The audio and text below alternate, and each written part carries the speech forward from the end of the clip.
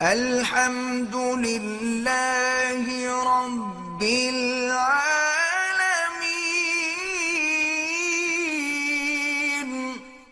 کراچی میں قاتلانہ حملہ ہوا، اللہ نے ان کو تو محفوظ رکھا ہے، لیکن شہاب بھائی وہ بھی عالم تھے، وہ بڑے سیریس حالت میں ہسپتال میں ہیں، اور ایک گارڈ جو ہے اسی وقت موقع پہ مر گیا۔ دعا کریں، ایسے عالم جو ہے نا جی، یہ صرف پاکستان کے لیے نہیں، عالم اسلام کے لیے سرمایہ ہے۔ تقی صاحب اتنا بڑا آدمی ہے ماشاءاللہ، اتنے بڑے علم والے ہیں، اتنے بڑے فضل والے ہیں، اور خاص طور پہ اقتصاد اسلامی پہ جتنی ان کی نظر ہے، میں نے بہرحال آج تک کوئی عالم ایسا نہیں دیکھا۔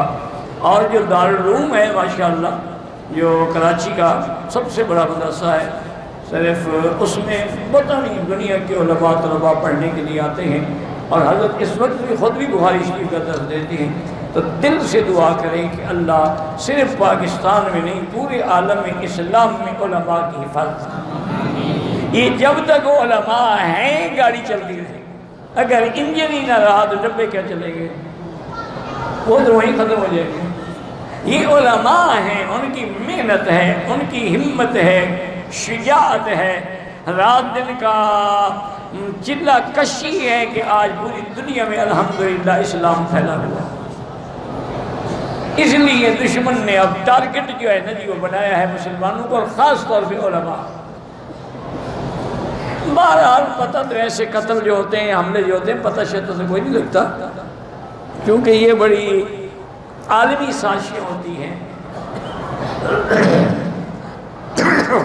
لیکن آپ دیکھیں گے وقت آئے گا بات کھلے گی، یہ بھی ہنود اور یہود کی سازش ہے، اور کسی کو کیا تکلیف ہے۔ مولانا اتنے نرم انداز میں لکھنے والے بندے ہیں، یعنی آپ حیران ہوں گے کہ مودودی صاحب مرحوم نے جب کتاب لکھی تھی نا جی، تو اس کتاب میں کچھ باتیں صحابہ کی شان میں تھی، تو سب سے پہلے تو اس کا جواب جہاں تک مجھے یاد ہے حضرت نور حسن شاہ بخاری رحمۃ اللہ علیہ نے دیا تھا، اللہ صحاب فی الکتاب، لیکن ان کی زبان بڑی سخت۔ واحد آدمی مولانا تقی عثمانی ہیں جنہوں نے اس کتاب پہ لکھا، اور مودودی نے خود بھی پڑھا، یعنی وہ اتنے انداز سے لکھتے تھے کہ دشمن بھی پڑھتا تھا، مخالف بھی پڑھتا۔ اس نے پڑھا اور اس نے کہا کہ واقعی مولانا کی تحقیق ٹھیک ہے، لیکن اب میں جو لکھ بیٹھا ہوں میں واپس نہیں دیتا۔ بس یہ غرور تھا، اللہ معاف کرے، دعا کرے اللہ کرے اللہ اس کی مغفرت کرے۔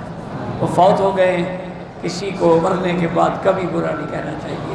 اللہ بڑا ان سے بڑی غلطیاں اور فحش غلطیاں۔